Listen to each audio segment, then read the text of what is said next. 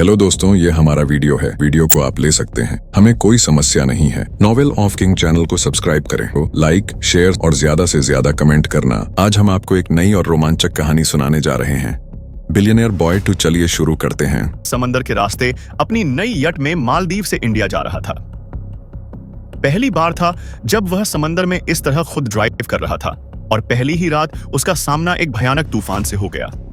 रेहान ने उस तूफान से बचने के लिए अपनी यट इस वक्त एक ऐसा आइलैंड की तरफ मोड़ दी थी जहां पर कोई नहीं रहता था। जितनी तेजी से तूफान रेहान की तरफ बढ़ रहा था, रेहान अपनी यट को उतनी ही स्पीड से उस नो मैंस आइलैंड की तरफ ले जा रहा था। समंदर की हवा ऐसी थी कि देख पर अगर कोई खड़ा हो तो हवा उसको अपने साथ उड़ाकर ले जाए। लहरें भी इतनी ऊंची और इतनी भयानक तरीके से यट की खिड़कियों से टकरा रही थी कि अगर यट की खिड़कियां बुलेट प्रूफ शीशे की ना बनी होती तो अब तक यट में पानी भर चुका होता। इतने जबरदस्त सेफ्टी मेजर्स के साथ बनी हुई थी वह 7,000 मिलियन की, फिर भी इस वक्त समंदर की लहरों के आगे सूखे पत्ते की तरह ही काम रही थी। रेहान ने कॉकपिट में पायलट सीट पर खुद को सीट बेल्ट से बांधा हुआ था, अदरवाइज टी कंट्रोल करना उसके लिए इम्पॉसिबल हो जाती। यट के नीले हिस्सों में लड़कियां अपने केबिन में इधर से उधर तेजी से ऐसी लुढ़क रही थी जैसे लड़कियां ना हो, कोई बॉल हो। यट में लहरों के टकराने की वजह से जबरदस्त थ्रिलिंग थी।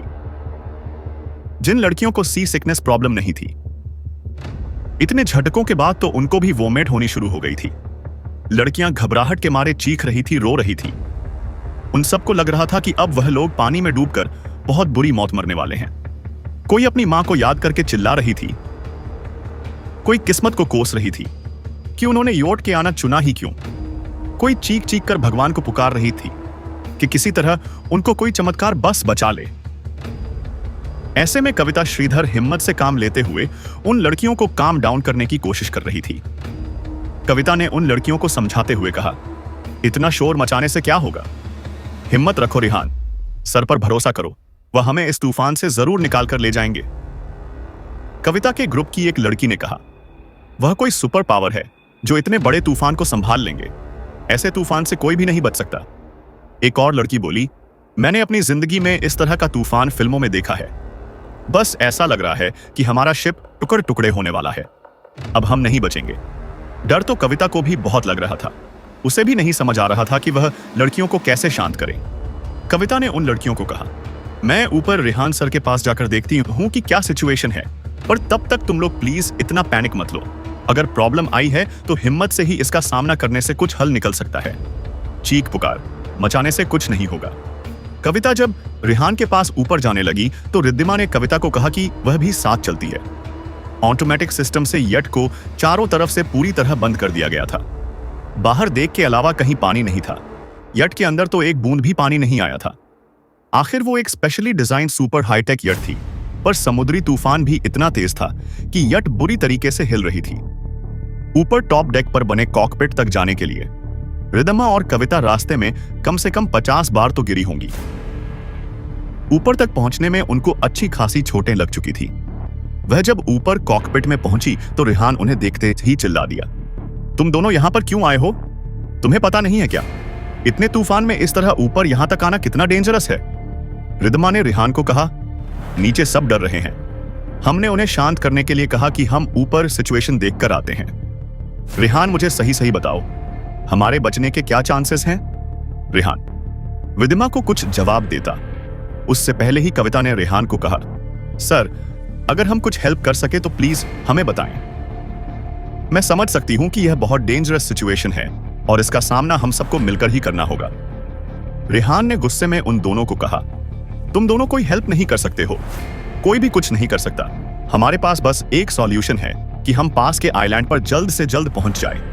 अभी रेहान बोल ही रहा था कि फिर से बहुत स्ट्रॉन्ग वेव्स हिट की यट बिल्कुल ऐसे हो गई कि जैसे पलट ही जाएगी। यट पैसाइड ऑलमोस्ट 45 डिग्री के एंगल पर उठ चुकी थी। इस बार तो कोई ऐसा नहीं बचा था जिसकी चीखें ना निकल गई हो।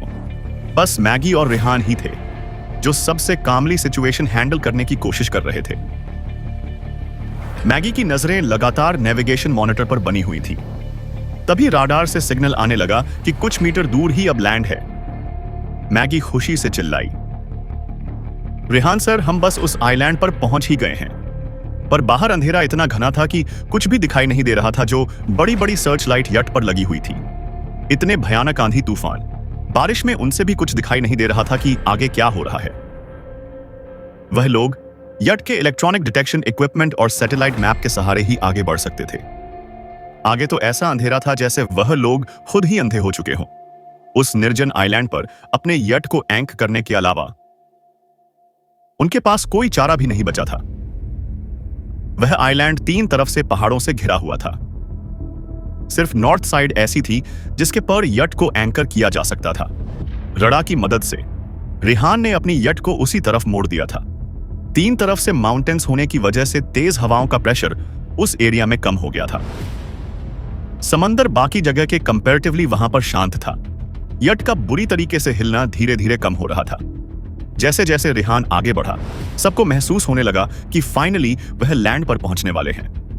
विदिमा और कविता नीचे लड़कियों को यह बात बताने चली गई ताकि उन लोगों को भी काम डाउन किया जा सके। यह 1 घंटे की जर्नी रेहान के जीवन की सबसे मुश्किल जर्नी हो गई थी।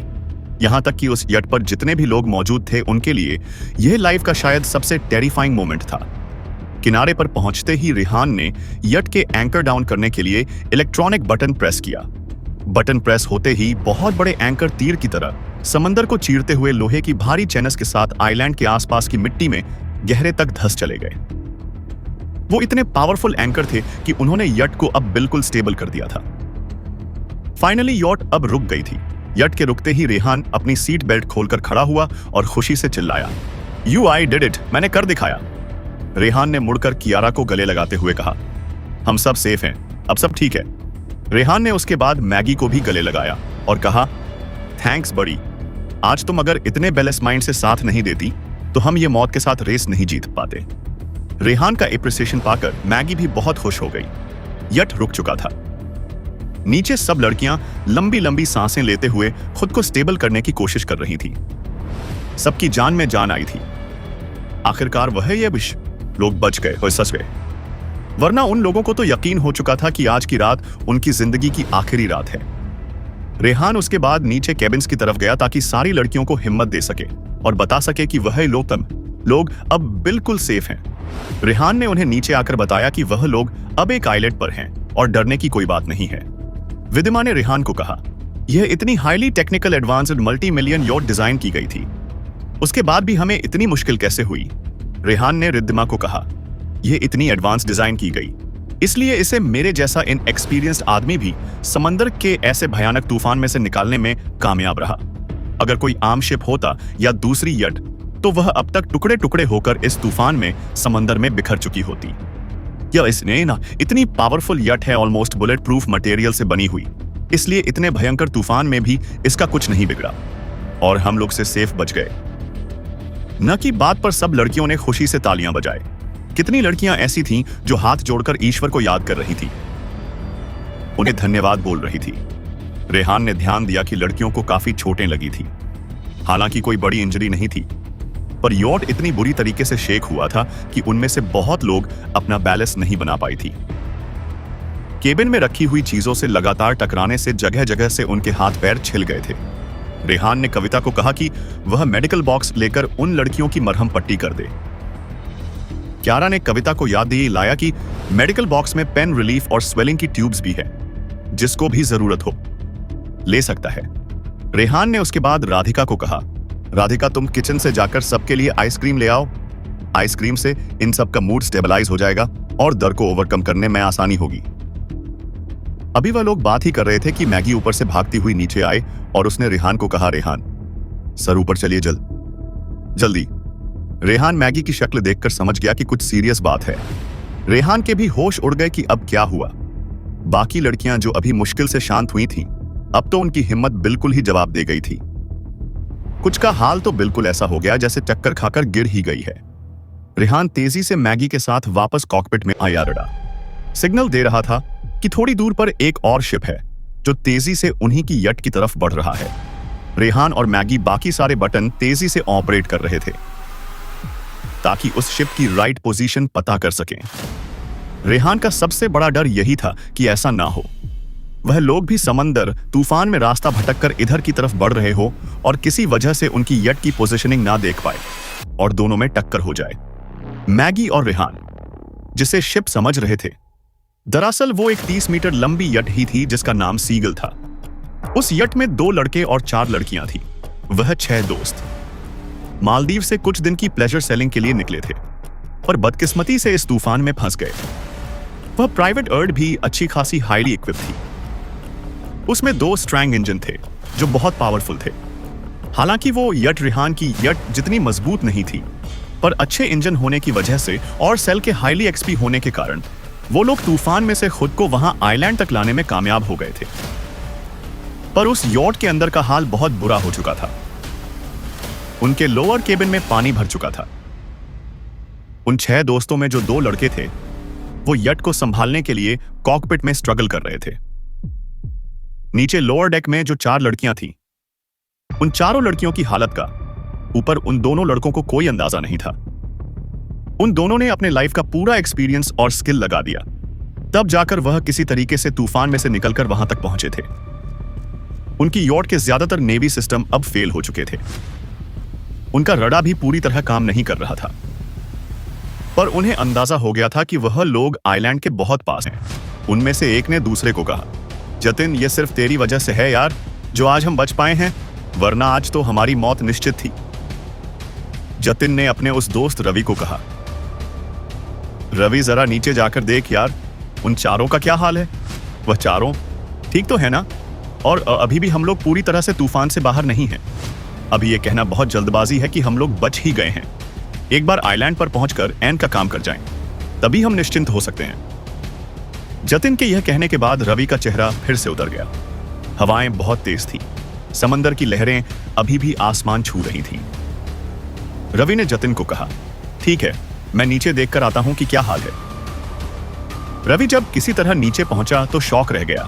क्या नीचे चारों तरफ पानी भरा हुआ था। वह जैसे जैसे आगे बढ़ा उसका दिल डूबता जा रहा था। नीचे एकदम शांति थी। उसने कई आवाजें दी पर लौटकर किसी की आवाज नहीं आई। शॉर्ट सर्किट की वजह से नीचे की लाइट भी जा चुकी थी। इमरजेंसी लाइट भी बहुत तेजी से जल बुझ रही थी।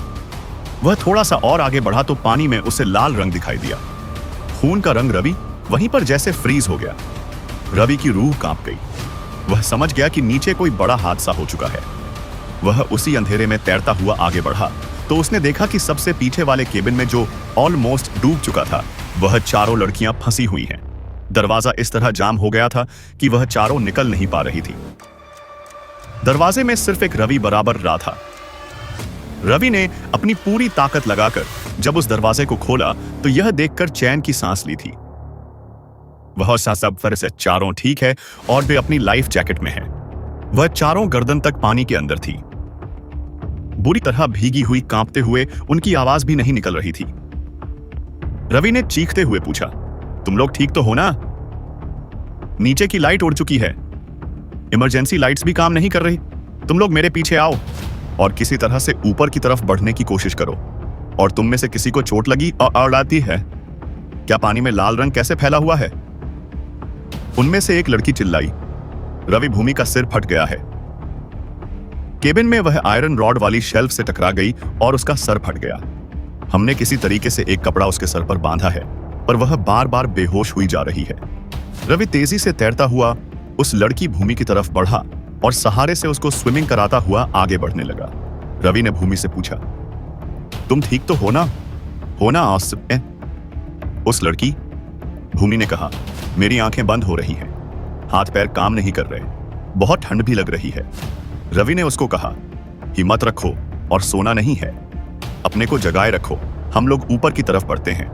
पास में ही एक आइलैंड है, हम लोग वहां पर पहुंचने ही वाले हैं। वहां पहुंचते ही सब सही हो जाएगा, तुम बस थोड़ी सी हिम्मत रखो।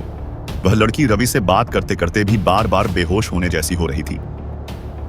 रवि ने उसे झंझर हुए कहा, भूमि सोना नहीं है, सुन रही हो ना? आंखें खोलकर रखो। रवि को भी अब बहुत ज्यादा घबराहट हो रही थी। उनकी योट में तेजी से पानी भरता जा रहा था। वह जितना पानी को चीर कर आगे बढ़ने की कोशिश करता, पानी का लेवल उतनी ही तेजी से बढ़ता जा रहा था।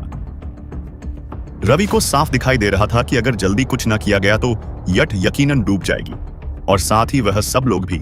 रेहान अपनी यट को किसी तरह समुद्री तूफान से बचाकर नो मैनस आइलैंड पर ले आया था। उनकी यट से थोड़ी दूरी पर एक और यट भी थी जो उन्हीं की तरह तूफान से जूझ कर आइलैंड की तरफ आने की कोशिश में थी। उस यट में 6 दोस्त थे। उनमें से एक लड़की बुरी तरह जख्मी हो गई थी। उसके बाकी दोस्त उसको लोअर डेक से किसी तरह ऊपर ले जाने की कोशिश में थे। उस लड़की का इतना खून बह चुका था कि वह बेहोश होने जैसी हो रही थी। लोअर डेक में पानी भरता जा रहा, दिक्कत हो गई है। अभी तक तो यह लोग बहुत तेजी से इधर की तरफ बढ़ रहे थे, पर अब यह समंदर में रुक गए हैं। मुझे लगता है इनके यट के सिस्टम ने काम करना बंद कर दिया है। रेहान ने कुछ देर सोचा और फिर इमरजेंसी माइक निकालकर उसका फुल वॉल्यूम किया। रेहान बाहर देख जाकर जोर जोर से उस माइक पर चिल्लाने लगा, आप लोग हमें सुन पा रहे हैं? हम आपसे थोड़ी दूरी पर ही है। आप लोग किस हालत में हैं? प्लीज रिप्लाई कीजिए। रेहान ने बहुत बार यह रिपीट किया, पर दूसरी तरफ से बिल्कुल शांति छाई रही। कोई आवाज, कोई जवाब नहीं आया। हालांकि समंदर में उस तरफ तूफान का इंपैक्ट बहुत कम था, फिर भी हवा बहुत तेज थी। हो सकता है एयर कट की वजह से रेहान की आवाज उन तक ना पहुंच रही हो। उधर नीचे सब लड़कियों को टेंशन हो रही थी कि अचानक से रेहान मैगी के साथ ऊपर क्यों भागा है। रिदमा भी पीछे पीछे यही देखने आई। क्या हुआ? तुम लोग एकदम नीचे से ऊपर आए? सब नीचे बहुत पैनिक हैं, रेहान ने कहा। डरने की कोई बात नहीं है, हमें कोई दिक्कत नहीं है, साफबाउल से है, पर थोड़ी दूरी पर एक ही और दिखाई दे रही है। मुझे लगता है वह लोग परेशानी में हैं। रिदमा ने जब देखा कि कोई और हॉट है जो समंदर में फंसी हुई है और शायद उन्हें मदद की जरूरत है, तो वह समझ गई कि कम से कम उन लोगों को तो कोई खतरा नहीं है।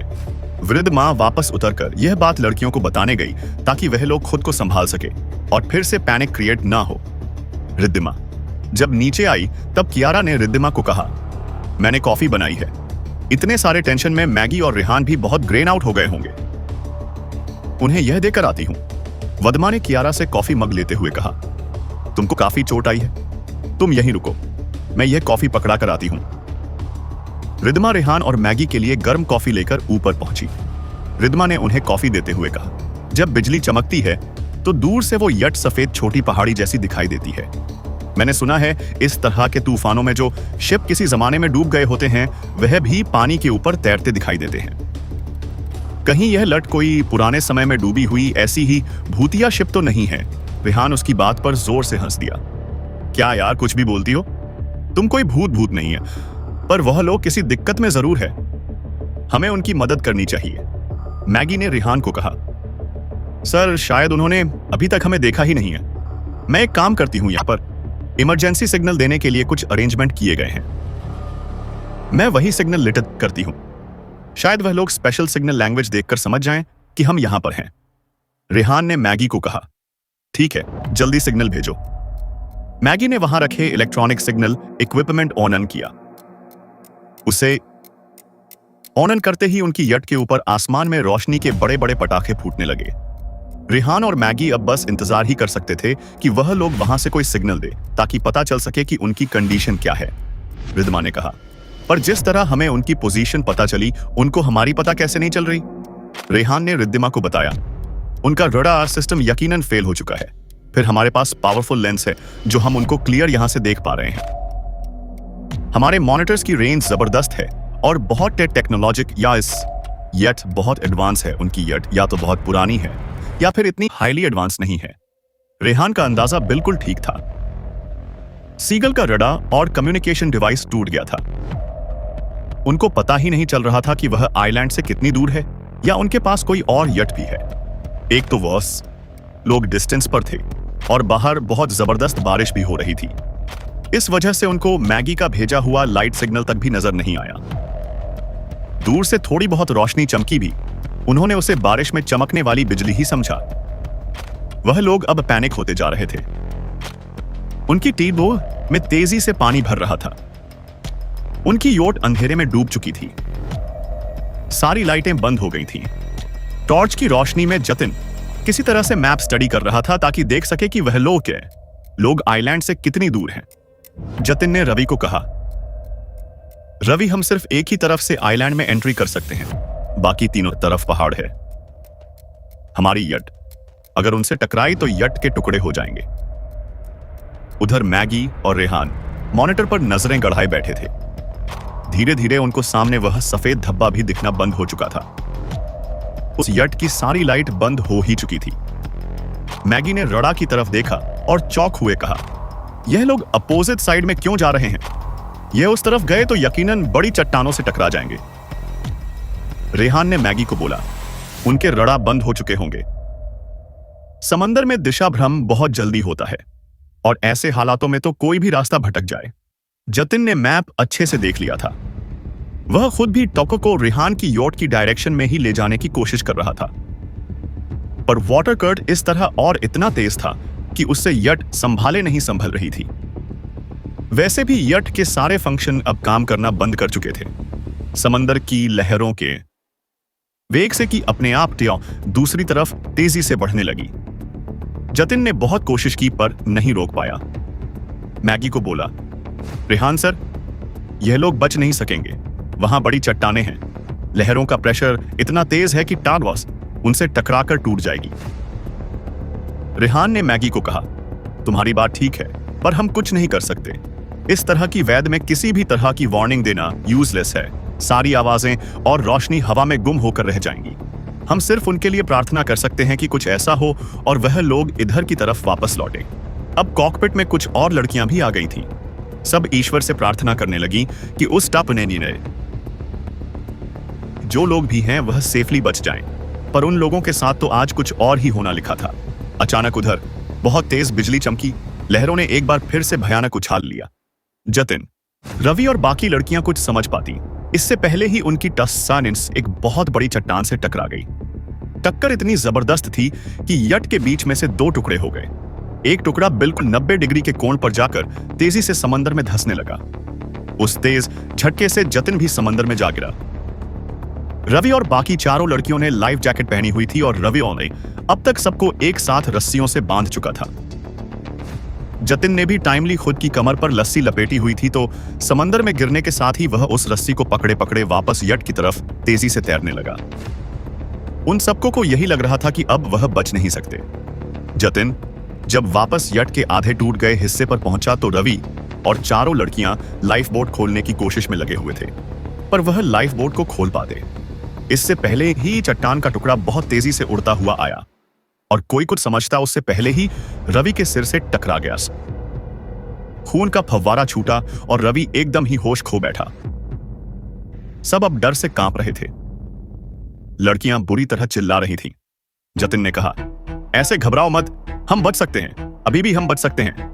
लाइफ बोट खोलने में मदद करो। लड़कियों ने किसी तरीके से हौसला रखते हुए लाइफ बोट खोल लिया था और जैसे ही दूसरा टुकड़ा भी डूबने वाला था, उस आखिरी सेकंड में वह लोग लाइफ बोट उतारने में कामयाब हो गए। पर लड़कियां अब बुरी तरह रो रही थी। एक ने कहा, हम यहां मर जाएंगे। जतिन ने ध्यान से सुनने की कोशिश की। उसे सीटी की आवाज फिर से सुनाई दी। इस बार सीटी की आवाज बाकी लड़कियों ने भी सुनी। उनमें से एक लड़की खुशी से चिल्लाती हुई बोली, यह तो चमत्कार हो गया, यानी हमारे आसपास कोई शिप है जो हमें बचा सकता है।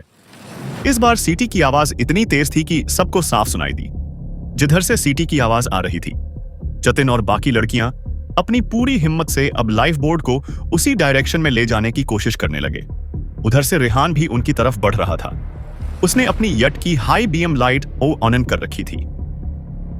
सबसे टॉप पर लगी सर्च लाइट भी चारों तरफ तेजी से घूम रही थी। उसकी सर्च लाइट्स बहुत हाई पावर थी और इतनी हाई पावर लाइट और सीटी की आवाज अब और लड़कियों को भी दिखाई सुनाई देने लग गई थी। जतिन ने खुशी के मारे लड़कियों से कहा, देखो तुम्हारे पीछे एक सर्वाइवर बॉक्स जरूर होगा, उसमें सिग्नल गन होगी। जल्दी देखो, हर लाइफ बोट में एक सर्वाइवर बॉक्स होता है जिसमें कुछ खाना पानी और दवाइयां होती हैं और एक सिग्नल गन फायरवर्क्स भी होते हैं। उन लोगों ने तेजी से वह सर्वाइवर बॉक्स ढूंढा और उसमें से गन निकालकर आसमान की तरफ मुंह कर ट्रिगर दबा दिया। एक ऑरेंज कलर की रोशनी की लकीर तेजी से अंधेरे को चीरती हुई आसमान की तरफ गई। यह लाइट रेहान ने भी देख ली। रेहान ने भी रिस्पांस में फौरन उनकी तरफ लाइट सिग्नल फेंका। लाइफ बोट में बैठी तीनों लड़कियां खुशी के मारे रोने लग गईं। उनको यकीन नहीं आ रहा था कि कोई उनको बचाने के लिए उनके पास आ रहा है। रेहान ने अपनी यट अब उनकी तरफ बढ़ानी शुरू की। समंदर कंपैरेटिवली अब शांत भी होने लग गया था। वह लोग भी अपनी पूरी ताकत से लाइफ बोर्ड को रेहान की यॉट की डायरेक्शन में ले जा रहे थे कि अचानक जाने कहां से समंदर में बहुत ऊंची लहर उठी और उनकी लाइफ बोर्ड पलट गई। रेहान और मैगी, जो बस अब उस लाइफ बोर्ड से 50 मीटर की दूरी पर थे, यह देखकर हक्के बक्के रह गए। योजक चिन्ह दोपहर का 1 बज रहा था जब जतिन और रवि की एक साथ आंख खुली। तेज रोशनी देखकर दोनों की आंखें चौध आ गईं। धीरे धीरे दोनों ने आंखें खोली। जतिन बहुत हैरानी से देख रहा था कि वह कहां है। रवि को तो जैसे सदमा लगा हो। वह ऐसे बहुत चक्का था। वह जिस कमरे में थे वह सुपर लग्जरियस कमरा था। जैसे किसी आलीशान महल का कमरा। नींद खुली तो पास में कहीं से बहुत सारी लड़कियों के हंसने खिलखिला की आवाज आई। वह दोनों अपने बिस्तर से उठकर उस कमरे से बाहर आए तो देखा वह किसी सुपर लग्जरी बाइक में पर हैं। सामने लोअर डेक वाले एरिया में बहुत सारी लड़कियां वॉलीबॉल खेल रही थीं। कुछ लड़कियां यूं ही देख पर और हंसती खिलखिलाती घूम रही थीं। कुछ धूप में लेटी थी। सामने गहरा नीला समुद्र था। रात को जो समुद्र इतना भयानक दिखाई दे रहा था, इस वक्त ऐसे शांत है जैसे कभी कोई तूफान आया ही नहीं। रवि ने अपनी आंखें मलते हुए जतिन को कहा, यार हम दोनों मर चुके हैं। क्या मुझे तो लग रहा हम मर के स्वर्ग लोक में पहुंच गए हैं। मुझे पता होता स्वर्ग में इतनी सारी अप्सराएं मिलने वाली हैं तो यार मैं तो पहले ही मर जाता। ये तो गजब ही नजारा है। रवि की बात सुनकर जतिन जोर से हंस दिया। उसने रवि को कहा, मरे नहीं है बे, बच गए हैं रात। हमें इस योट के लोगों ने रेस्क्यू किया है। बहुत मुश्किल से हम लोग बचे हैं। अब मरने की बात मत कर। रवि ने हैरान होते हुए जतिन से पूछा, अच्छा इस यट के लोगों ने बचाया, पर यार ये यट थोड़ी है, ये तो महल है। किसका है ये महल? जतिन ने रवि को कहा, यह तो मुझे भी नहीं पता कि किसका है। बहुत मुश्किल से लाइफ बोर्ड से हम इस यट तक पहुंचे और जरा ही दूर थे कि फिर एक चट्टान से टकरा गए। मुझे उसके बाद कुछ भी याद नहीं है। शायद लाइफ बोर्ड पलट गई थी। तब हम इस योट से मुश्किल से 50 मीटर की दूरी पर थे। इन लोगों ने हमारी लाइफ बोट को पलटते हुए देख लिया था और उसके बाद इन्होंने ही मुझे पसंद आ गई तो मैंने खरीद ली। इसमें वर्ल्ड के best radar navigation system safety measures हैं। समंदर में ये फर्स्ट टाइम था। मुझे तो कोई सेलिंग का कोई एक्सपीरियंस भी नहीं है। अगर ये यॉट टेक्नोलॉजी वाइज इतनी एडवांस ना होती, हम भी सब मर गए होते। मेरे साथ तो 20 लड़कियां और भी हैं। इन सब की जिम्मेदारी मुझ पर थी। पर चलिए, आखिर रात गुजर गई। जतिन ने मुस्कुराते हुए रेहान को कहा, ओह अच्छा, तो ये वही टसेंटॉय है। दरअसल ये कॉन्सेप्ट शिप वनिस शिप बिल्डिंग कंपनी ने कुछ साल पहले अनाउंस किया था। मार्केट में क्लेम किया था कि वह ऐसा कुछ बनाने वाले हैं जो एडजस्ट योर डेफिनेशन को पूरी तरह से बदल देगा।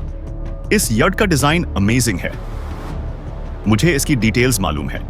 मैं जानता था कि यह रिसेंटली इंट्रोड्यूस होने वाली है, पर इतनी जल्दी इस मास्टरपीस में मुझे भी होने का मौका मिलेगा, ऐसा तो मैंने कभी सपने में भी नहीं सोचा था। रेहान जतिन की बात पर मुस्कुरा दिया। रेहान को यह देखकर खुशी हुई कि जतिन यट के बारे में इतनी ज्यादा नॉलेज रखता है। रेहान समझ गया कि जतिन भी जरूर किसी अच्छे परिवार से ही है।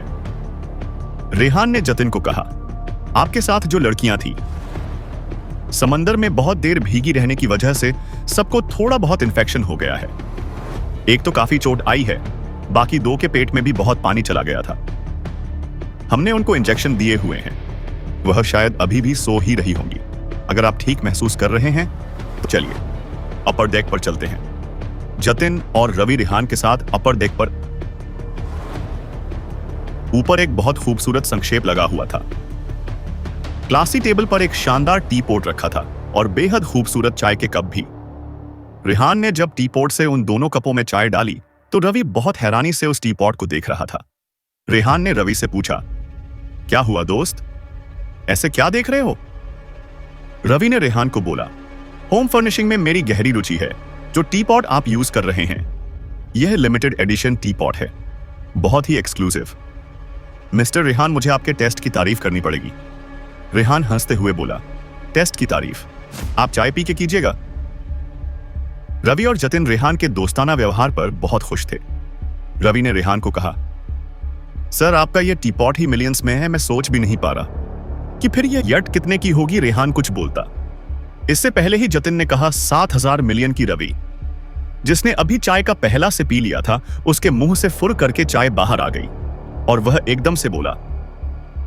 7,000 मिलियन जतिन हमेशा से टॉस के एस्थेटिक में बहुत इंटरेस्टेड रहा है। वह टाइम टाइम पर समंदर में इस तरह के एडवेंचर्स पर पहले भी निकला है। सैस शिप्स के मामले में उसका एक्सपीरियंस बहुत कमाल का है। उसे समंदर में लंबी यात्राओं का बहुत एक्सपीरियंस है। मार्केट में आने वाली हर नई वेसल पर उसकी नजर हमेशा से रही है। अब तक जतिन और रेहान भी समझ चुके थे कि वह किसी सुपर डब रिची रिच के साथ हैं। वह दोनों सोच रहे थे, एक आदमी उसके साथ 20 लड़कियां, 7,000 मिलियन की यट, क्या चीज होगा। यह बंदा जतिन भी किसी आम परिवार से नहीं था। पिछली 3 पुश्तों से उसकी फैमिली का पूरे मालदीव्स में बहुत नाम रहा है। वो लोग मीडिया और सिनेमा इंडस्ट्री के किंग हैं। बल्कि यह कहना चाहिए कि पूरी कंट्री पर उनकी मीडिया मोनोपोली है। बहुत सारे चैनल्स के वह मालिक हैं। मालदीव्स के तो सारे ही सिनेमा घर उनके हैं, पर ऑल ओवर वर्ल्ड भी उनके सिनेमा हॉल्स और मीडिया हाउस रेट होते हैं। 7,000 मिलियन की टॉस हाथ से खरीद तो वह लोग भी सकते थे, पर वह यकीनन फैमिली में सिर्फ एक मेंबर की नहीं हो सकती थी। जतिन यह बात समझ रहा था कि जो आदमी पर्सनल यूज के लिए 7,000 मिलियन की टॉर्स खरीद ले, वह यकीनन वर्ल्ड के टॉप रिच लोगों में से एक है। जतिन ने रेहान को बोला, मिस्टर रेहान, मैं कल रात के लिए आपको जितना शुक्रिया कहूं उतना कम है। समंदर में मैंने बहुत समय बिताया है। ऐसा तूफान मैंने भी पहली बार देखा। मैं जानता हूं कि आप आउट ऑफ द वे आकर हमें बचाने आए। आप रिवर्स डायरेक्शन में हमारी तरफ बढ़ रहे थे। यकीनन सिर्फ हमें बचाने के लिए आपने ऑफ रूट लिया। मैं समझ सकता हूं कि इसमें आपके साथ आपके पूरे ग्रुप की जान जा सकती थी। फिर भी आप लोगों ने हमारी जान बचाने के लिए यह रिस्क लिया। आजकल के टाइम में कोई किसी के लिए इतना नहीं करता। मेरी जिंदगी आज से आपका दिया कर्ज है। ज्यादा बड़े बोल तो नहीं बोलूंगा, पर लाइफ में कभी भी आप मुझे आवाज देंगे तो हमेशा अपने साथ खड़ा पाएंगे। जतिन की बात सुनकर रेहान मुस्कुरा दिया। जतिन से मिलकर रेहान को भी अच्छा लग रहा था।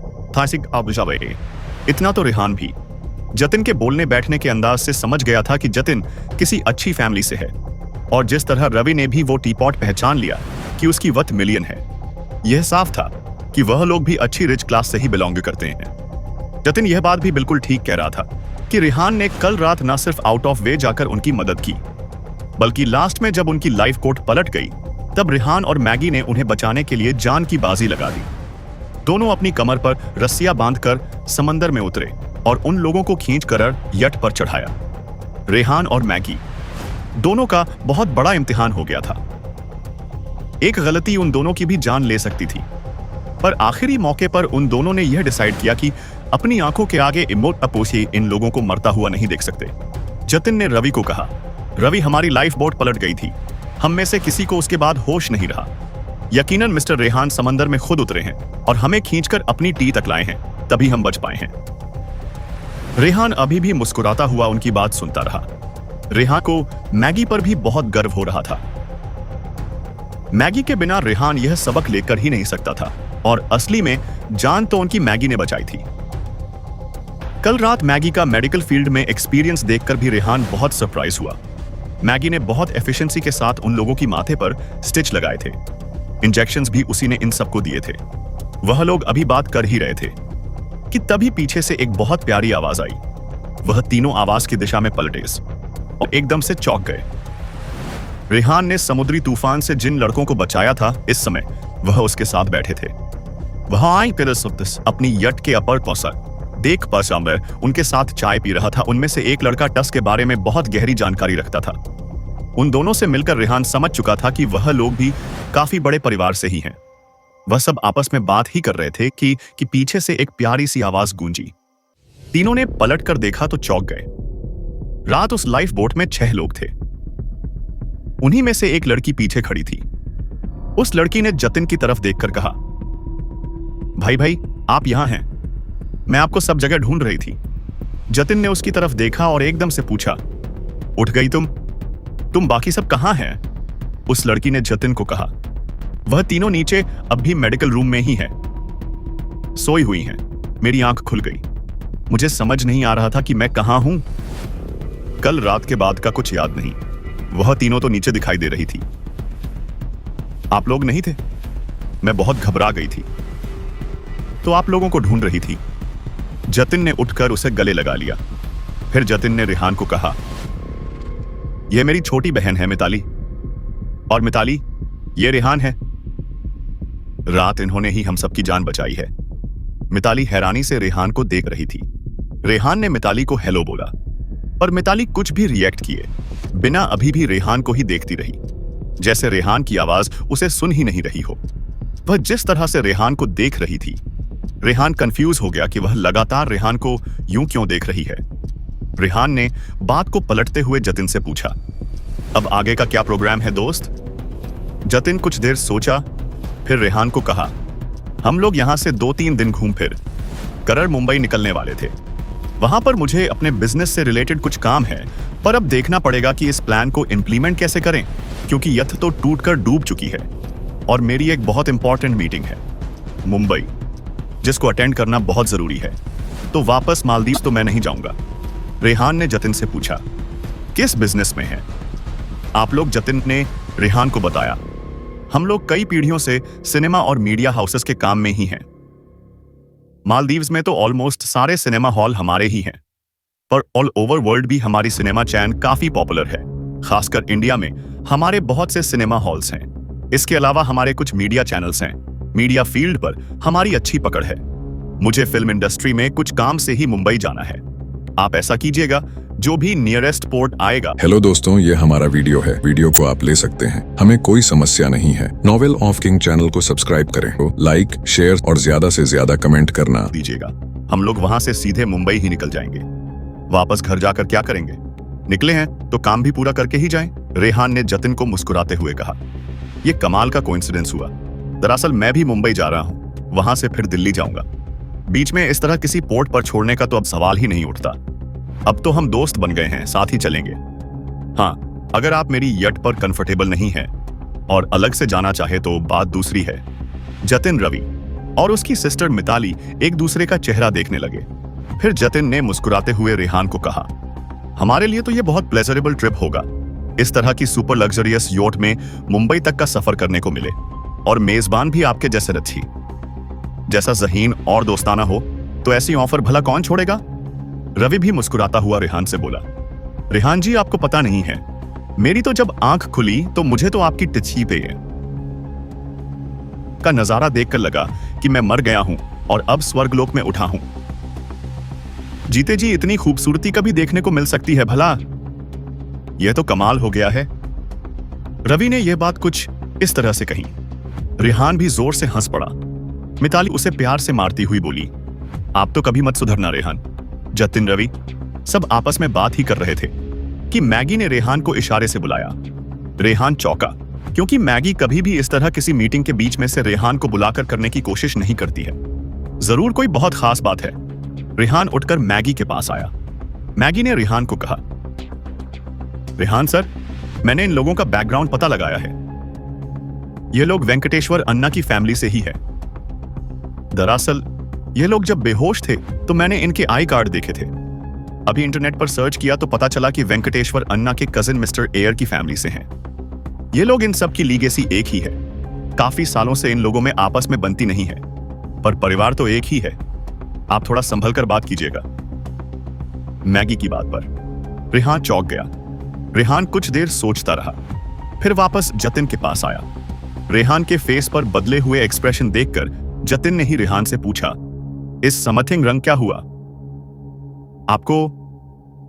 आप टेंस लग रहे हैं। रेहान ने जतिन से कहा, मैं कुछ बातें आपको क्लियर करना चाहता हूं जतिन, क्योंकि हम अभी दोस्त बने हैं तो ऑनेस्टी बहुत जरूरी है। दरअसल मेरी असिस्टेंट ने मुझे अभी बताया कि आप लोग वेंकटेश्वरा की फैमिली से हैं। रेहान की बात पूरी भी नहीं हुई थी कि मिताली तुनक हुई। बोली, हम उनकी फैमिली से नहीं हैं, वह हमारे फादर के दूर के कजिन हैं। हमारा उनसे कोई लेना देना नहीं है। वैसे भी उन जैसे गुंडे लोगों से हमको क्या मतलब? मिताली का गुस्सा देखकर रेहान हैरान हो गया। मिताली शायद आगे भी कुछ बोलती, पर जतिन ने उसके कंधे पर हाथ रखकर उसे चुप रहने को कहा। रेहान इस बार जतिन की तरफ देखकर बोला, मेरा अभी 2 दिन पहले वेंकटेश्वर अन्ना के बड़े बेटे राजन के साथ एक बहुत बड़ा झगड़ा हुआ है।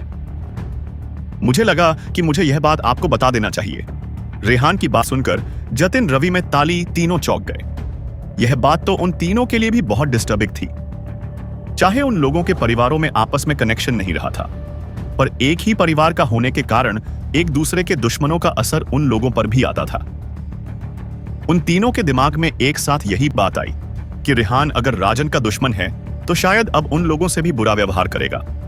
जतिन ने टेंस होकर रेहान से पूछा, क्या मैं जान सकता हूं मिस्टर रेहान की इस झगड़े की वजह क्या थी? रेहान ने जतिन को बताया, 2 दिन पहले रॉयल प्रिंसेस क्रूज पर जो पार्टी थी, मैं अपनी कंपनी की गर्ल्स के साथ उसी पार्टी में था। उस आदमी ने पहले बदतमीजी दिखा, मेरी लड़कियों को पैसे देकर खरीदने की बात की। जब इस बात पर मैंने उसके सबॉर्डिनेट का मुंह तोड़कर भगा दिया तो उसमें धोखे से मेरी 2 फ्रेंड्स को किडनैप कर लिया। मैं कुछ भी बर्दाश्त कर सकता हूं, पर कोई औरतों की इज्जत ना करे, यह मैं बर्दाश्त नहीं सकता। मैं समय पर पहुंच गया और फिर उसके बाद मैंने उसकी वह दुर्गति की है कि अब वह दुनिया में किसी भी लड़की को हाथ लगाने के लायक नहीं रहा है। हो सकता है वह मर भी चुका हो, क्योंकि मैंने जो उसकी हालत करके छोड़ी थी, उसके जिंदा रहने के चांसेस बहुत कम थे। मैं तो चाहता था कि उसको उठाकर समंदर में फेंक दूं और उसकी लाश को मछलियां खा जाएं, पर मेरी दोस्त रोने लगी और उसने मुझे यह काम करने नहीं दिया। रेहान की बात सुनकर वह तीनों शॉक रह गए। वह यह तो समझ ही चुके थे कि रेहान बहुत सुपर रिच है, पर वह इतना ब्रूटल भी हो सकता है, इसका अंदाजा नहीं था। उनको रेहान और उन सब की ऐ लगे। उधर रेहान मन ही मन सोच रहा था कि यह दोस्ती रेहान के लिए फायदे का सौदा रहेगी, इससे कि रेहान को याद आ गया था कि जतिन के फादर एशिया में सिनेमा हॉल्स और मीडिया में बहुत बड़ी पावरफुल हस्ती हैं। अगर रेहान को उनका कलेब मिलता है तो फ्यूचर में रेहान की एंटरटेनमेंट कंपनी को इसका बहुत फायदा होगा। कभी कभी ऐसा भी होता है कि एक अच्छी फिल्म को सिनेमा हॉल स्क्रीन नहीं मिल पाती तो फिल्म फ्लॉप हो जाती है, और वही एक एवरेज फिल्म अगर हर तीसरे सिनेमा हॉल में दिखाई जा रही हो तो वह भी बॉक्स ऑफिस पर बहुत बढ़िया कमाई कर लेती है। इसी तरीके से मीडिया जिस भी स्टार या फिल्म के फेवर में होता है, उसके टॉप पर पहुंचने के चांसेस बहुत ब्राइट हो जाते हैं। इस दोस्ती में रेहान को अपना फायदा ही फायदा दिख रहा था और नुकसान तो किसी भी तरीके से जतिन को भी नहीं था। वह सब लोग आपस में बात ही कर रहे थे कि लोअर डेक से रिद्धिमा ने रेहान को पुकारा, रेहान नीचे आओ यार, यहाँ इस बीच पर कितने सारे क्रैब हैं। OMG this is so amazing, चलो ना फिशिंग करेंगे और इन क्रैब्स को भी पकड़ेंगे। आज रात फिर बारबेक्यू पार्टी करेंगे यार। इस नो मैन आइलैंड पर नीचे उतरकर कम से कम कुछ एंजॉय तो करें। आओ आइलैंड पर चलते हैं। रेहान ने देखा, सामने सच में बहुत खूबसूरत नजारा था। रेहान ने जतिन को कहा, यह आइलैंड एकदम पोल्यूशन फ्री और ग्रीनरी से भरा हुआ है। आइए नीचे चलते हैं बीच पर एक वॉक लेते हैं। मेरी दोस्त सही कह रही है, यह काफी खूबसूरत जगह है, यहां पर कुछ समय रुक जाते हैं। आपको कोई जल्दी तो नहीं है ना? मैं सोच रहा हूं कि यहां से कल चलेंगे। रेहान की बात पर जतिन ने कहा, नहीं हमें भी कोई जल्दी नहीं है, हमें बहुत ज्यादा थकान और कमजोरी भी है। जमीन पर थोड़ा रुके रहेंगे तो बॉडी आगे की यात्रा के लिए तैयार हो सकेगी। पर अभी आप लोग नीचे बीच पर जाकर एंजॉय कीजिए। मैं अपनी गर्लफ्रेंड फ्रेंड के पास जाता हूं, उसे काफी चोट लगी थी। रेहान ने चौंक हुए जतिन को पूछा, वह उस जिनके माथे पर स्टीज आए हैं, वह आपकी गर्लफ्रेंड है? जतिन ने रेहान को बताया, हाँ हम जल्द ही शादी करने वाले हैं। मैं तो आपका जितना शुक्रिया करूं। रेहान उतना कम है, अगर आप लोग सही समय पर नहीं आते तो भूमि को बचाना असंभव हो जाता। रेहान ने जतिन को कहा, इसका तो सारा क्रेडिट मेरी असिस्टेंट मैगी को ही जाता है। मैगी की मेडिकल नॉलेज बहुत अच्छी है, उसने उनका ट्रीटमेंट बहुत अच्छे से किया है, वो ठीक हो जाएंगी। आप परेशान मत होइए, जतिन ने रेहान को कहा, मैं नीचे भूमि के पास ही जाता हूं, आप लोग प्लीज बीच पर जाकर एंजॉय कीजिए। रेहान ने जतिन को कहा, ठीक है नो इशू, जैसा आपको ठीक लगे। रेहान ने फिर रवि और मिताली को बोला, आप लोग मेरे साथ चलिए, ना मिलकर एंजॉय करेंगे। रेहान का फ्रेंडली बिहेव देखकर वह तीनों अब बहुत रिलैक्स फील कर रहे थे, वरना रेहान और राजन के झगड़े की बात सुनकर एक बार वह तीनों बहुत टेंस हो गए थे। सारी बातों के बीच में ताली लगातार रेहान को देखे जा रही थी। राजन और रेहान बात करते हुए आगे बढ़ गए। जतिन नीचे मेडिकल रूम की तरफ चला गया। उसको भूमि को लेकर बहुत ज्यादा टेंशन हो रही थी। जिस हाल में उसने रात को भूमि को देखा था, वह बहुत घबरा गया था। उसे लगा था कि उसने भूमि को हमेशा के लिए खो दिया है। वह सही मायने में रेहान के लिए बहुत एहसानमंद फील कर रहा था। उसने मन ही मन सोच लिया था कि वह रेहान के लिए जरूर कुछ करेगा, पर रेहान इतना पैसे वाला है कि वह रेहान की मदद का बदला पैसे से तो नहीं चुका सकता था। उसके दिमाग में लगातार यही बात चल रही थी कि वह ऐसा क्या करें जो रेहान को महसूस हो सके कि वह रेहान के प्रति कितना ग्रेटफुल है। मिताली अभी भी बस रेहान को ही देख के जा रही थी। रेहान ने 2 बार उसकी तरफ मुड़कर देखा। रेहान भी सोच में पड़ गया कि आखिरी यह लड़की मुझे इस तरह लगातार देख क्यों हो रही है। उस लड़की के एक्सप्रेशन साफ बता रहे थे कि उसके दिमाग में कुछ चल रहा है। वैसे जैसे रेहान को देखते हुए किसी गहरी सोच में गुम हो, जैसे कि कुछ याद करने की कोशिश कर रही हो। वह इस तरह से लगातार रेहान को देख रही थी कि रेहान अनकंफर्टेबल फील करने लगा था। रेहान को कोई अंदाजा नहीं था कि वह लड़की उसे ऐसे क्यों देख रही है और आगे क्या करने का उसके दिमाग में चल रहा है। समुद्री तूफान से बचाकर रेहान अपनी यट को एक नो मेंस आइलैंड पर ले आया था। उनके साथ अब वह 6 लोग भी थे जिनकी पिछली रात उसने जान बचाई थी। रात आए तूफान के हादसे के बाद सब लोग बहुत ही थकान महसूस कर रहे थे। वह आइलैंड भी बहुत सुंदर था। रेहान ने डिसाइड किया कि एक दिन अब वहां पर रुक के चलते हैं ताकि सबको संभलने का मौका मिल जाए और पहले दिन की दहशत सबके दिमाग से निकल जाए। रेहान उस नो मैन आइलैंड के बीच पर अब बाकी लड़कियों के साथ एंजॉय कर रहा था। उसकी यॉट में बहुत सारी फैसिलिटी थी। मोटर बोट थी, सबमरीन था। सब आसपास मोटर बोट से घूम रहे थे। सबमरीन से समंदर के नीचे का नजारा देख रहे थे। सी फूड बारबेक्यू तैयार किया जा रहा था। बहुत ही खुशनुमा नजारा था। लड़कियों ने तेज आवाज में म्यूजिक लगाया हुआ था। ऐसा लग रहा था कि जंगल में मंगल मुहावरा इसी तरह के माहौल के लिए लिखा गया होगा। रेहान बीच पर लेटा आकाश निहार रहा था। उसे अच्छा लग रहा था कि आसपास सब लोग इतने खुश हैं जिन लोगों की रेहान ने जान बचाई थी। उसमें से एक लड़का रवि और उसके साथ मिताली भी। बाकी सब लड़कियों के साथ घुल मिल गए थे। हालांकि रेहान को समझ नहीं आ रहा था कि मिताली बार बार रेहान को इस तरह देख क्यों नहीं है। उसके देखने में एक अजीब सी डेस्परेशन थी जिससे रेहान बहुत अनकंफर्टेबल फील कर रहा था। रेहान आराम से समुद्री रेत पर लेटा अपने ही ख्यालों में गुम था। जब रिदमा उसके पास आए, तुम यहां अकेले क्यों लेटे हो? रेहान ने उसे कहा। अकेला कहां हूं? तुम सब पास में हो तो सही। रिदमा ने रेहान की बात पर कहा। हां, पर तुम किसी से बात नहीं कर रहे ना? और ये आसमान को क्या घूर रहे हो?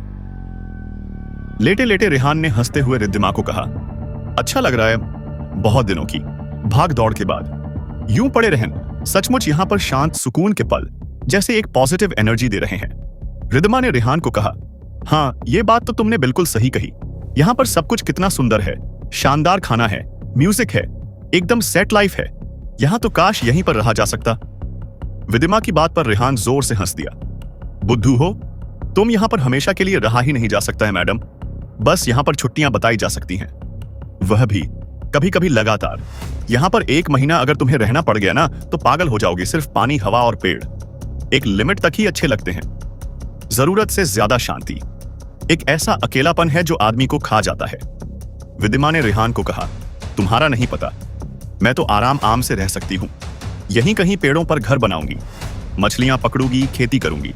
मैं तो मस्त जिंदगी बिता सकती हूं। यहां पर रेहान ने रिद्धिमा को कहा, तुम लड़कियों की जिंदगी हवाई ख्वाब में ही बीत जाती है, असलियत से तो तुम लोग कोसों दूर भागती हो।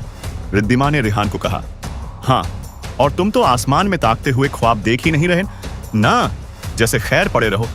तुम अपनी मिट्टी और पानी में, मैं तो जा रही हूं। खेलने रेहान ने रिद्धिमा को स्माइल करते हुए थम्स अप किया। रिद्धिमा वापस बाकी लड़कियों की तरफ बढ़ गई। शाम तक यही खाना पना, खेलना, म्यूजिक चलता रहा। जब अंधेरा होने लगा तो सब वापस यट की तरफ बढ़ गए। यट में आने के बाद रेहान मेडिकल रूम की तरफ गया ताकि जतिन और बाकी लड़कियों का हालचाल भी ले सके। मेडिकल रूम में जतिन अभी भी अपनी गर्लफ्रेंड के पास बैठा था। रेहान ने दूर से देख लिया था कि जतिन कितने प्यार से उसका माथा सहला रहा है। रेहान को यह बात अच्छी लगी, वरना अक्सर इस उम्र के लड़के लड़कियों में इतनी गहरी फीलिंग नहीं होती। आज ऑफ कल ब्रेकअप बस ऐसे ही चलता है। पर जिस तरह जतिन उस लड़की के साथ था, साफ दिखाई दे रहा था कि जतिन उसको गहरा प्यार करता है। रेहान जब मेडिकल रूम में अंदर आया तब जतिन ने उठकर रेहान को हेलो किया और पूछा, कैसा रहा आज का दिन? रेहान ने जतिन को बताया, हमारा तो पार्टी टाइम बहुत बढ़िया रहा। आप बताओ अब कैसी हैं? यह रेहान ने भूमि का हाल जानने के लिए जतिन से पूछा तो जतिन ने बताया, पहले से काफी बेहतर है। थोड़ी देर पहले उठी हुई थी, कुछ देर बाद की, पर शायद दवाइयों का असर था, इसीलिए फिर से नींद आ गई। रेहान ने जतिन को सुख को कहा, यह तो अच्छी बात है, जितना रेस्ट करेंगी उतना जल्दी रिकवरी होगी, पर अभी जब इनकी नींद खुले तो इनको कुछ अच्छे से खिला देना। ठीक होने के खाना भी बहुत जरूरी है। रेहान का इतना कंसर्न देखकर जतिन ने रेहान को कहा, thank you so much Rehan, आप हमारे लिए बहुत कर रहे हैं। रेहान ने जतिन को कहा, अब तो हम दोस्त हैं तो ये है भाई के थैंक यू वगैरह रहने दो यार। जतिन ने मुस्कुराते हुए रेहान को बोला, ठीक है, नहीं कहूंगा। अच्छा एक बात बताए, अभी यहां पर कुछ लोग बात कर रहे थे कि आपकी कोई एंटरटेनमेंट कंपनी है जो फिल्में बनाती है? रेहान ने जतिन को बोला, हाँ, मैंने ये कंपनी जस्ट शुरू ही की है। अब इस एंटरटेनमेंट कंपनी के अंडर पहली फिल्म बनने जा रही है। जतिन ने रेहान को कहा, मेरी फैमिली बिजनेस मीडिया और सिनेमा में ही है। जब आपकी मूवी रिलीज होगी तो प्लीज बताना मुझसे, जो हो सकेगा मैं जरूर करूंगा। जतिन ने जब से सुना था कि रेहान की एंटरटेनमेंट कंपनी है, तब से वह यही सोच रहा था कि रेहान ने जो कुछ भी उसके लिए किया है, बदले में रेहान के लिए वह भी अब कुछ कर सकता है। रेहान को तो पहले ही पता चल चुका था कि जतिन का फैमिली बिजनेस क्या है। रेहान तो इस दोस्ती को इस नजरिए से पहले ही देख चुका था। रेहान ने भी बिना कुछ प्रिटेंड किए स्ट्रेट अवे जतिन को कहा, यह तो बहुत बढ़िया हो जाएगा, बल्कि इसके लिए तो मुझे अब आपके थैंक यू कहना चाहिए। जतिन रेहान की बात पर हंसते हुए बोला, चलिए फिर आज से कोई किसी को थैंक यू नहीं करेगा। रेहान और जतिन दोनों ही हंस पड़े। उधर योट के डेक पर खड़े रवि और मिताली आपस में बात कर रहे थे। रवि ने मिताली से कहा, मिस्टर रेहान ने ना सिर्फ हम लोगों की जान बचाई है, बल्कि उनका व्यवहार कितना अच्छा है। मैं सोच रहा था कि हम उनके लिए क्या कर सकते हैं। वह इतने सुपर रिच हैं कि हम तो उन्हें किसी भी तरह से कोई गिफ्ट भी नहीं दे सकते। हम लोगों की हैसियत तो क्या ही है, ऐसे आदमी के आगे जो 7,000 मिलियन की पर्सनल वोट रखता हो। मिताली ने रवि को कहा, आज बीच पर उन लड़कियों के साथ समय बिताते हुए मैंने मिस्टर रेहान के बारे में कुछ बातें सुनी हैं। उन्हीं लड़कियों की बात से मुझे पता चला कि मिस्टर रेहान की एक एंटरटेनमेंट कंपनी है जिसमें यह सब काम करती हैं, और मिस्टर रेहान अब कोई फिल्म भी शुरू करने वाले हैं। तो मैं सोच रही थी कि उनके इस फेवर को रिटर्न करने के लिए हम अपने स्टूडियोज भी तो इस्तेमाल कर सकते हैं। रवि ने हैरानी से मिताली की तरफ देखा और पूछा, कहना क्या चाहती हो? साफ साफ कहो, मिताली ने रवि को कहा। हम लोगों के इतने बड़े बड़े फिल्म स्टूडियो हैं, क्या हम उन्हें वहां ऑफर नहीं कर सकते शूट करने के लिए? रवि ने आश्चर्य मिताली की तरफ देखा और कहा, अरे वाह, ये तो तुमने बहुत सही बात कही। ये तो ब्रिलियंट आइडिया है फिल्म शूट करने के लिए। स्टूडियो की जरूरत तो हर किसी को पड़ती है, और हमारे पास तो well equipped fully advance studio हैं। मैं उनसे इस बारे में बात करूंगा। अगर ऐसा हो जाए तो हम कम से कम उनके इतने बड़े एहसान का कुछ तो बदला चुका सकेंगे। मिताली ने रवि से कहा, मैं अभी जाकर उनसे यह बात करती हूं। मिताली का इतनी डेस्परेशन देखकर रवि एकदम से हैरान हुआ। रवि ने मिताली को कहा, अरे रुको तो, इतनी भी क्या जल्दी है? रात को जब डिनर पर मिलेंगे तब आराम से बात कर लेंगे। पर मिताली तो रवि की बात सुनने के लिए रुकी ही नहीं और तेजी से वहां से चली गई। उधर रेहान जतिन से मिलने के बाद सबसे टॉप डेक पर आकर खड़ा हुआ, फिर से समंदर को देख रहा था। पिछली रात जो समंदर भयानक विकराल रूप लिए था, इस समय एकदम शांत झील जैसा दिख रहा था। तभी रेहान ने अपने पीछे की तरफ कोई आवाज सुनी। रेहान पलटा तो देखा मिताली देख के कभी एक कोने में जाती, कभी दूसरे कोने में, कभी कॉकपिट में झांकती, तो कभी पीछे के केबिन में। रेहान जिधर खड़ा था उधर की तरफ अंधेरा था। अब तक मिताली की नजर रेहान पर नहीं पड़ी थी। मिताली को इस तरह कुछ ढूंढते देख रेहान चौंका। रेहान ने मिताली से आवाज देकर पूछा, किसी को ढूंढ रही हैं आप? रेहान की आवाज सुनकर मिताली ऐसे घबराई जैसे कोई चोरी पकड़ी गई हो। वह पहले की तरह ही बुत बनकर खड़ी हो गई और बस रेहान को देखती रही। जिस तरह से वह रेहान को देखती थी, रेहान बहुत अनकंफर्टेबल फील करता था। मिताली का हाल तो ऐसा था कि जब उसे रेहान नहीं दिखाई देता तो उसकी नजरें हर समय रेहान को ढूंढती रहती, और जब रेहान उसकी आंखों के सामने होता तब वह बोलना ही भूल जाती और बिना पलक झपके बस उसको देखती रहती। मिताली खुद भी यही सोच रही थी कि क्या उसको लव फर्स्ट साइट हो गया है। फिर वह खुद से ही कहती, इतनी जल्दी ऐसा कैसे हो सकता है? मिताली रेहान को बस देखे ही जा रही थी। रेहान को बहुत ऑकवर्ड फील हो रहा था। रेहान ने उससे दोबारा पूछा, मिताली जी, मैं आपसे बात कर रहा हूं, किसी को ढूंढ रही हैं आप? मिताली जैसे नींद से जागी उसने कहा, मैं आप ही को ढूंढ रही थी। मिताली की बात सुनकर रेहान हैरान हुआ, पर रेहान यह भी देख पा रहा था कि मिताली घबराई हुई सी लग रही है। रेहान ने मिताली से कहा, अच्छा आइए, फिर यहां आकर बैठिए, आराम से बात करते हैं। रेहान ने सामने पड़ी हुई टेबल कुर्सी की तरफ इशारा करते हुए कहा। मिताली बेहद खुश हुई थी। रेहान ने आगे बढ़कर उसे अपने साथ बैठने को बोला, पर मिताली जैसे ही रेहान की तरफ बढ़ी, उसने देखा कि रेहान अकेला नहीं है, वहां पर मैगी भी खड़ी है। मैगी को देखकर मिताली का मन अजीब तरीके से बुझ गया। मिताली एक बात सुबह से नोटिस कर रही थी कि रेहान जहां भी होता है, मैगी हमेशा उसके आसपास ही दिखाई देती है। मिताली ने यह भी देखा कि डुअर्स पर जितनी भी लड़कियां हैं, उनमें सबसे खूबसूरत मैगी ही है। मिताली अपने को लेकर हमेशा बहुत कॉन्फिडेंट रही है। उसे लगता रहा कि वह बहुत खूबसूरत है और टैलेंटेड भी। हमेशा से उसने लड़कों को रिजेक्ट किया है। आज तक कभी ऐसा नहीं हुआ कि किसी को देखकर वह खुद नर्वस हुई हो, पर इस बार जब से उसने रेहान को देखा है, वह एक अलग से स्पेल बाउंड जोन में चली गई है। मैगी को इस समय भी रेहान के पास देखकर मिताली को लगा कि हो ना हो, मैगी जरूर रेहान की गर्लफ्रेंड ही है। रेहान जितना हैंडसम है, उतनी ही सुंदर मैगी भी तो है, तो ऑब्वियस बात है कि रेहान जैसे लड़के के साथ मैगी जैसी ही लड़की होगी। मिताली को इस तरह चुप देखकर रेहान ने उससे पूछा, कुछ कहना चाहती हैं आप? मिताली ने कोई जवाब नहीं दिया। रेहान ने नोटिस किया कि मिताली अब लगातार मैगी को देखे जा रही है। रेहान ने मैगी को मिताली से इंट्रोड्यूस कराते हुए कहा, मिताली जी, ये मैगी है, मेरी असिस्टेंट रेहान। मैगी को कभी भी अपनी बॉडीगार्ड कहकर इंट्रोड्यूस नहीं कराता था। इसकी दो वजह थी। एक तो रेहान कभी किसी को यह इंप्रेशन नहीं देना चाहता कि वह इतना इंपॉर्टेंट है कि उसको बॉडीगार्ड की जरूरत है। दूसरा यह कि यह मैगी की सेफ्टी के लिए भी ठीक नहीं था। मिताली ने जब सुना कि मैगी रेहान की असिस्टेंट है, तो मिताली के एक्सप्रेशन बदल गए, जैसे एक अलग ही कॉन्फिडेंस उसके अंदर आ गया। मिताली ने इस बार रेहान को एकदम ब्लंटली कहा, मिस्टर रेहान, मुझे आपसे कुछ बात करनी है। वह भी अकेले में। मिताली की बात सुनकर रेहान स्टन रह गया। मिताली, जो अभी तक डरी सहमी सी लग रही थी, अचानक उसके बात करने का टोन बदल गया था और उसकी बात इतनी अटपटी थी कि रेहान को समझ ही नहीं आया कि वह कैसे रिएक्ट करे। रेहान ने मैगी की तरफ देखा। मिताली के इस तरह कहने से रेहान काफी एम्बैरेस से फील कर रहा था, पर मैगी ने समझदारी से काम लेते हुए रेहान को कहा, सर आप लोग बात कीजिए, मुझे नीचे कुछ काम भी है, मैं वह देखती हूं। कहकर मैगी वहां से चली गई। रेहान ने आज तक कभी भी किसी से भी बात करने के लिए मैगी को नहीं कहा कि तुम यहां से जाओ, और आज मिताली ने इस तरह मैगी को जाने को कह दिया। रेहान को यह बात बहुत बुरी लगी थी। मैगी के जाते ही रेहान ने मिताली से बहुत सपाट लहजे में पूछा, कहिए, ऐसी क्या बात है जो आपको मुझसे अकेले में ही करनी है? मैगी के जाने के बाद मिताली ने रेहान को बताया, मिस्टर रेहान, मैं आपको बताना चाहती थी कि मालदीव्स और इंडिया में हमारे कुछ फिल्म स्टूडियोज हैं जो कि टेक्नोलॉजी वॉइस बहुत एडवांस है।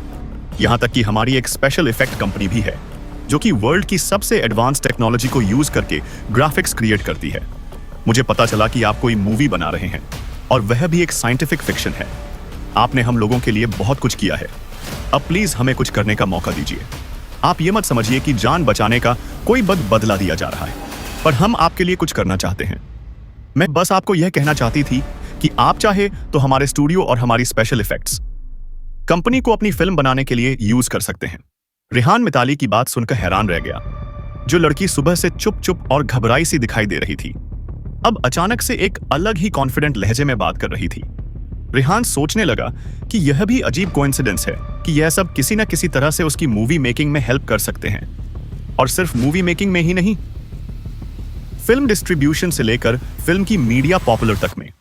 पर रेहान इस बात पर और भी सरप्राइज हुआ कि प्रोफेशन से जुड़ी हुई एक सिंपल बात के लिए मिताली ने आखिर मैगी को जाने के लिए क्यों कहा।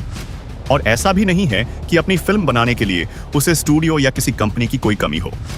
रेहान ने मिताली को बहुत पोलाइट कहा, thank you so much for the honour Miss Mitali. मैं तो इन सब बातों की चिंता में बहुत परेशान था कि यह सब कैसे हैंडल होगा। मिताली समझ गई कि रेहान ने उसको यह बात सार्कास्टिकली कही है।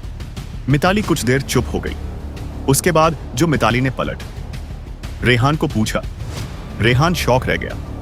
रेहान उस समुद्री तूफान से बचकर अब अपनी यट के साथ उस नोमस आइलैंड पर रुका हुआ था। उन लोगों ने मालदीव से इंडिया तक की अपनी जर्नी से एक दिन का ब्रेक लिया था। दिन भर बीच पर एंजॉय किया और शाम को सब यट पर वापस लौट आए थे। रेहान डेक पर खड़ा समंदर की तरफ देख रहा था। जब जतिन की सिस्टर मिताली रेहान से बात करने आई, मिताली ने रेहान को कहा कि उसे रेहान से अकेले में बात करनी है। उस समय मैगी भी रेहान के साथ ही थी। मैगी को उस समय भी रिहा के साथ देखकर मिताली का मुंह चढ़ गया था। जब मिताली ने ब्लंटली कहा कि उसे अकेले में बात करनी है तो मैगी वहां से चली गई। रेहान को मिताली का इस तरह बोलना बुरा लगा। मिताली ने उसे अपने स्टूडियो और स्पेशल इफेक्ट कंपनी के बारे में बताया। तब भी रेहान ने उसकी बातों में कोई खास इंटरेस्ट नहीं लिया। मिताली ने फिर रेहान से स्ट्रेट अवे सवाल किया, जिसे सुनकर रेहान एकदम हैरान रह गया। मिताली ने रेहान से पूछा, रेहान जी, ये लड़की मैगी, ये वाकई आपकी असिस्टेंट है या आपकी गर्लफ्रेंड है? रेहान के लिए यह सवाल शॉक था और इसकी दो वजह थी। पहली बात तो मिताली को इतना पर्सनल सवाल करने का कोई राइट ही नहीं था कि वह रेहान की दोस्त तक नहीं है। और दूसरी बात, जब रेहान बोल चुका था कि वह उसकी असिस्टेंट है, तब इस तरह उसको क्रॉस क्वेश्चन करना बदतमीजी ही थी। रेहान को मिताली की बात पर गुस्सा आया, पर रेहान ने बैलेंस आवाज में उसे टू द पॉइंट जवाब दिया, नहीं, वह मेरी गर्लफ्रेंड नहीं है। मिताली पर यहीं पर रुकी। नहीं, मिताली ने रेहान से कहा, तो आपकी कोई और गर्लफ्रेंड है या आप शादीशुदा है? रेहान मिताली के इस तरह पूछने से बहुत हैरान और अनकंफर्टेबल हो रहा था। पर इस बार भी रेहान ने पेशेंस के साथ जवाब दिया, नहीं। जैसे ही रेहान ने नहीं बोला, मिताली के चेहरे के एक्सप्रेशन एकदम से बदल गए। मिताली बहुत खुश होती हुई बोली, ओ दैट ची बात है। मिताली के इस तरह के अजीब बिहेव से रेहान हैरान था। इस बार रेहान की थ्योरियां चढ़ गई। रेहान ने सपाट लहजे में मिताली से पूछा, मिस मिताली, इन उटपटांग सवालों का मतलब क्या है? और मेरे शादीशुदा होने या ना होने से आपका क्या वास्ता? रेहान की गुस्से भरी टोन देखकर अब मिताली एकदम से ऑफ बैलेंस हो गई। उसने रेहान को कहा, वो नहीं। हाँ, मेरा मतलब था कि मिताली बिल्कुल लड़खड़ा चुकी थी। उसने टीनेजर्स जैसी एक्साइटमेंट में रेहान से उटपटांग सवाल कर तो लिए थे, पर अब उसे समझ नहीं आ रहा था